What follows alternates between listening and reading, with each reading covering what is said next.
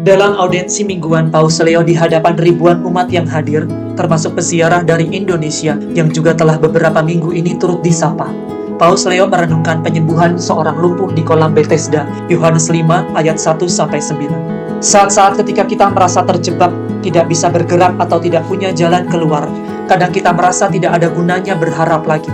Kita menjadi pasrah dan kehilangan semangat untuk berjuang. Injil menggambarkan situasi ini dengan gambaran kelumpuhan. Dekat gerbang domba ada sebuah kolam air yang diyakini memiliki kuasa penyembuhan.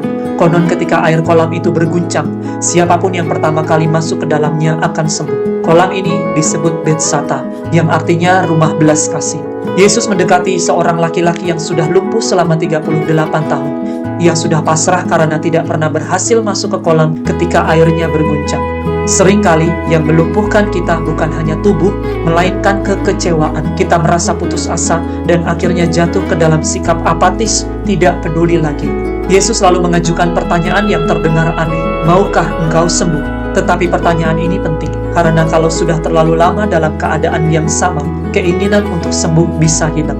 Kadang-kadang kita bahkan lebih memilih tetap dalam keadaan sakit, agar orang lain terus merawat kita, atau itu menjadi alasan untuk tidak mengambil keputusan penting dalam hidup. Yesus justru ingin membangkitkan kembali kerinduan terdalam di hati orang ini. Orang lumpuh itu menjawab dengan menceritakan keadaannya bahwa tidak ada orang yang menolongnya masuk ke kolam. Ia merasa bukan dirinya yang salah, tetapi orang lain yang tidak peduli kepadanya.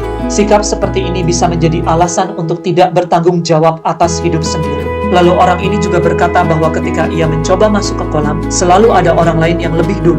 Ia mengungkapkan pandangan hidup yang penuh keputusasaan, merasa hidupnya sudah kalah dari nasib dan tidak bisa menang. Tetapi Yesus mengajaknya untuk sadar bahwa hidupnya masih bisa diubah. Yesus menyuruhnya bangkit, berdiri, mengangkat tilamnya.